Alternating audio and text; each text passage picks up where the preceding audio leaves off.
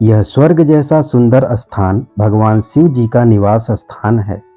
इसी हिमालय की सुंदर पहाड़ों में भगवान शिव नीलकंठ महादेव के रूप में जाने जाते हैं। यह स्वर्ग जैसा स्थान ऋषिकेश से मात्र 22 किलोमीटर की दूरी पर स्थित है। यह स्थान स्वर्ग जैसा सुंदर और बर्फ जैसा ठंडा है। इसी स्थान पर भगवान शिव ने समुद्र मंथन से निकले विष को पिया था और विष के प्रभाव के कारण उनका गला नीला पड़ गया और वे नीलकंठ महादेव कहलाएं। विष की गर्मी से राहत पाने के लिए इसी स्थान पर हजारों वर्षों तक शिव जी समाधि में लीन होकर निवास किए थे। इस स्थान पर जगह जगह पर देवी देवताओं ने भी तपस्या कर भगवान शिव के दर्शन किए हैं। दोस्तों, इसी पहाड़ी पर घने जंगलों में अनेकों रहस्यमयी और चमत्कारी गुफाएं भी मौजूद हैं। उन गुफाओं तक पहुंचना बेहद मुश्किल होता है। उन गुफाओं में भगवान की मूर्तियां स्वयं प्रकट हुई हैं। उन गुफाओं में आज भी ध्यान लगाने से भगवान भोलेनाथ के दर्शन होते हैं। आज भी उन गुफाओं में साधु संत तपस्या करते हैं। तो चलिए आपको उन गुफाओं के पास लेकर चलता हूँ। गुफाओं तक जाने के लिए इस खतरनाक जंगल के रास्तों से होकर गुजरना पड़ता है। खूंखार जानवरों का जंगल है। यहाँ बाघ और तेंदुआ रहते हैं। जब भी आप आएँ, ग्रुप में आएँ और दिन के समय में आएँ, क्योंकि अंधेरा होते ही यहाँ आवाजाही बंद हो जाती है। तो अभी हम पहुँच चुके हैं पहली गुफा के पास। इस गुफा का नाम है झिलमिल गुफा। यह बहुत प्राचीन और बहुत बड़ी और बहुत ही गहरी गुफा है। गुफा के प्रवेश द्वार पर ही भगवान शिव के सुंदर शिवलिंग के दर्शन होते हैं। यह गुफा लगभग 5000 साल पुरानी है। इसका वर्णन पुराणों में भी मिलता है। इसी गुफा में बाबा गोरखनाथ ने धुना जलाकर हजारों वर्ष तपस्या की थी। तब जाकर भगवान शिव प्रसन्न होकर बाबा गोरखनाथ को इसी गुफा में प्रकट होकर के दर्शन दिए। शिव जी और बाबा गोरखनाथ इस गुफा में कुछ दिन एक साथ रहे थे और योग पर चर्चा की थी। इस गुफा में अंदर जाने के लिए सीढ़ियां बनी हुई हैं और ऊपर गोलाकार में खुला हुआ है, जहां से सूर्य की रोशनी तो आती है, लेकिन बरसात के जल की एक बूंद भी इस गुफा के अंदर नहीं आती है। यही इस गुफा का चमत्कार है। गुफा के अंदर नाग देवता और भगवान शिव के मूर्तियों के दर्शन होते हैं। दोस्तों,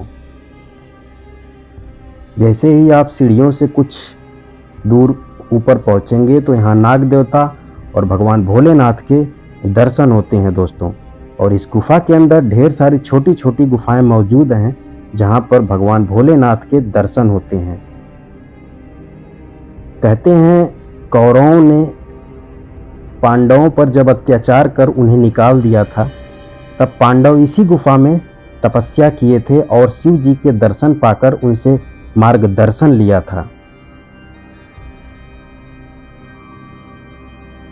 इन गुफाओं में आज भी दोस्तों संत तपस्या करते हैं।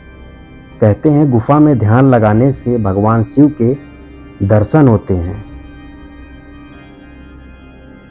और बहुत बड़ी गुफा है दोस्तों, ये देख भी सकते हैं आप। इस गुफा के पास में ही दो और गुफाएं मौजूद हैं। ये दोनों गुफाएं भी काफ़ी रहस्यों से भरी हुई हैं, बहुत ही प्राचीन हैं।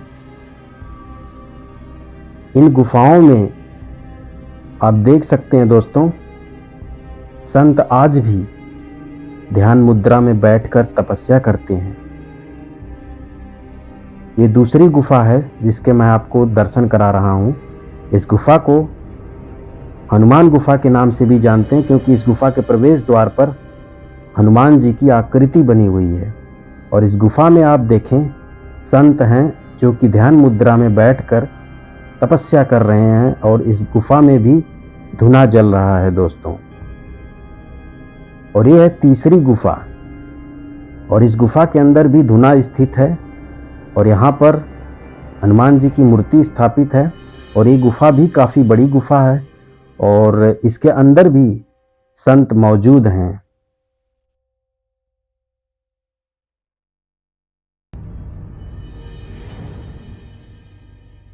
दोस्तों, इन गुफाओं में ध्यान लगाने से आज भी भगवान शिव के दर्शन होते हैं। तो हमने जो है आपको 3 गुफाओं के दर्शन कराए। अब हम आपको चौथी गुफा की ओर लेकर चलते हैं, जो कि झिलमिल गुफा से 500 मीटर की दूरी पर है। उस गुफा को गणेश गुफा के नाम से जानते हैं। ये है जी दोस्तों गणेश गुफा। इस गुफा में गणेश जी की यह मूर्ति जो आप सामने देख रहे हैं स्वयं प्रकट हुई है। ये गुफा भी काफ़ी बड़ी गुफा है, काफ़ी गहरी गुफा है, और ये जो मूर्ति आप देख रहे हैं गणेश भगवान की, यह स्वयं प्रकट हुई है इस गुफा के अंदर। यहाँ पर गणेश भगवान स्वयंभू के नाम से भी जाने जाते हैं।